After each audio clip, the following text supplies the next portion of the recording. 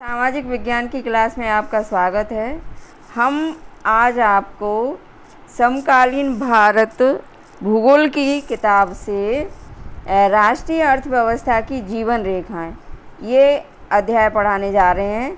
तो देखिए, किसी भी राष्ट्र की अर्थव्यवस्था किन चीज़ों से चलती है वो उसकी जीवन रेखाएं कहलाती हैं। तो कौन कौन सी ऐसी चीज़ें हैं जिनसे एक देश की अर्थव्यवस्था चलती है, निर्भर रहती है।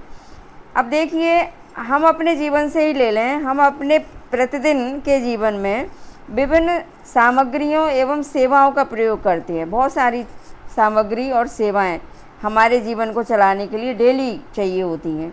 इनमें से कुछ हमारे आसपास मिल जाती हैं, उपलब्ध होती हैं, और कुछ अन्य चीज़ों की ज़रूरतें दूसरे स्थानों से ला करके पूरी की जाती हैं। वस्तुएं तथा सेवाएं मांग स्थल से आपूर्ति स्थल पर, यानी जहां उसकी ज़रूरत है वहां से, आपूर्ति स्थल यानी जहां वो उपलब्ध है वहां से अपने आप नहीं पहुंच पाती, यानी मांग की जगह पर नहीं पहुंच सकती है। जहां पर जो भी सेवा है या वस्तु है जहाँ पर उपलब्ध है वहाँ से।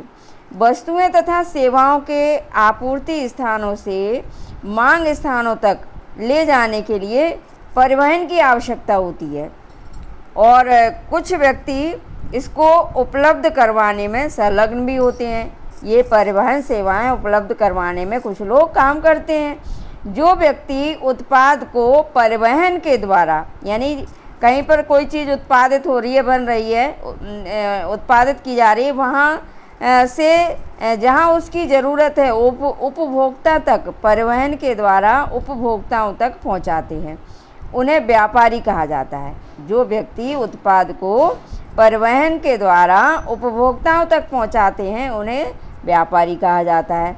अतः एक देश के विकास की गति, किसी भी देश के विकास की गति वस्तुओं और सेवाओं के उत्पादन के साथ उनके एक स्थान से दूसरे स्थान तक ले जाने की सुविधा, वहन करने की सुविधा पर निर्भर होती है।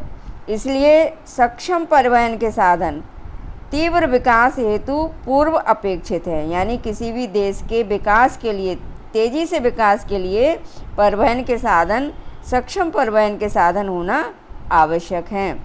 वस्तुओं तथा सेवाओं का लाना और ले जाना पृथ्वी के 3 महत्वपूर्ण क्षेत्रों पर निर्भर होता है: स्थल भाग, जल भाग और वायु। यानी स्थल, जल और वायु, इन्हीं के आधार पर परिवहन को भी 3 भागों में बांटा गया है: स्थल परिवहन, जल परिवहन और वायु परिवहन। इस तरह से 3 वर्गों में इनको रखा गया है।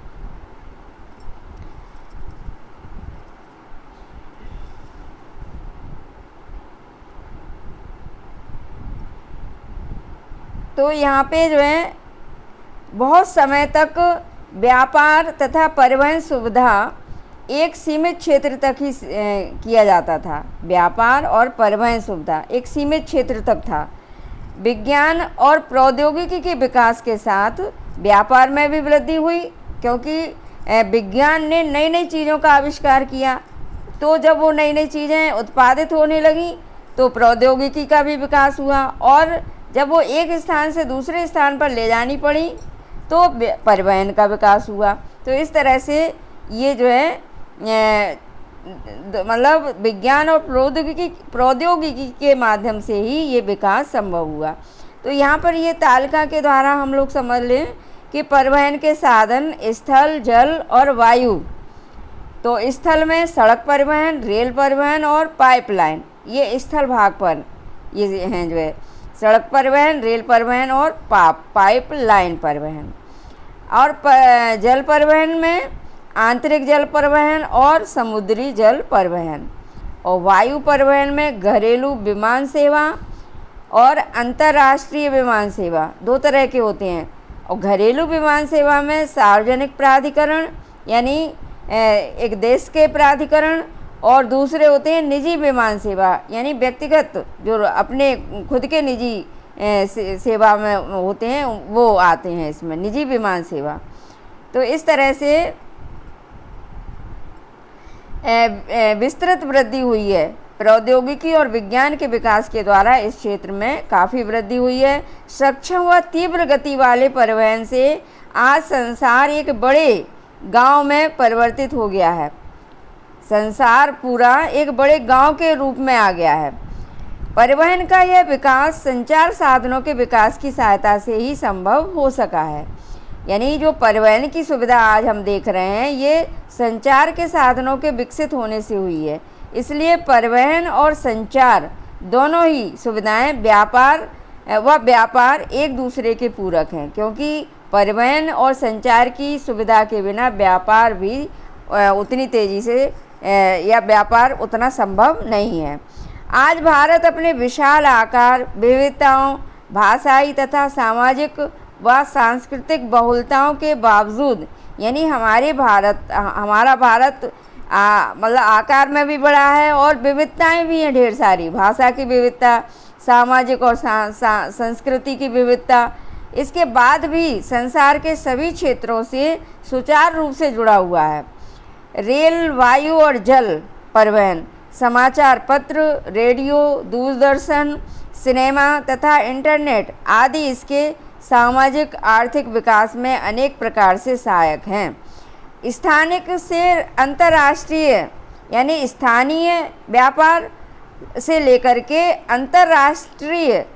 अंतर्राष्ट्रीय स्तरीय व्यापार तक अर्थव्यवस्था को जीवन शक्ति दी है और इसने हमारे जीवन को समृद्ध किया है, विकास किया है तथा आरामदायक जीवन के लिए, यानी आज का जो मनुष्य का जीवन है काफ़ी आरामदायक हो गया। क्यों हो गया? क्योंकि बहुत सारी आराम देने वाली सुविधाएं और साधन बढ़ गए हैं। तो इस तरह से जो है ये आज के जीवन में ये सब चीज़ें महत्वपूर्ण हो गई हैं।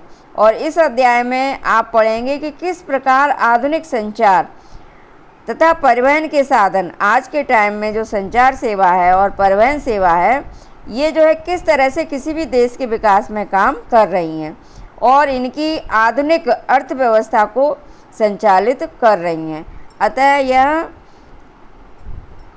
स्पष्ट है कि सघन व सक्षम परिवहन का जाल, यानी किसी भी देश के विकास के लिए जो सघन और सक्षम परिवहन का जाल चाहिए और संचार के साधन, ये तभी कोई भी देश विकास कर सकता है। आज विश्व, राष्ट्र व स्थानीय व्यापार हेतु ये बहुत आवश्यक हैं तीनों ही चीज़ें, परिवहन सेवा और संचार सेवा।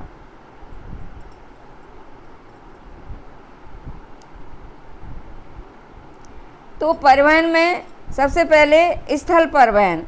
भारत विश्व के सर्वाधिक सड़क जाल वाले देशों में से एक है। मतलब हमारे भारत में सबसे ज़्यादा सड़कों का जाल बिछा हुआ है। यह सड़क जाल लगभग 56 लाख किलोमीटर का है भारत में सड़क परिवहन रेल परिवहन से पहले प्रारंभ हुआ। निर्माण तथा व्यवस्था में सड़क परिवहन रेल परिवहन की अपेक्षा अधिक सुविधाजनक है। सड़क परिवहन ज़्यादा सुविधाजनक है रेल परिवहन की अपेक्षा।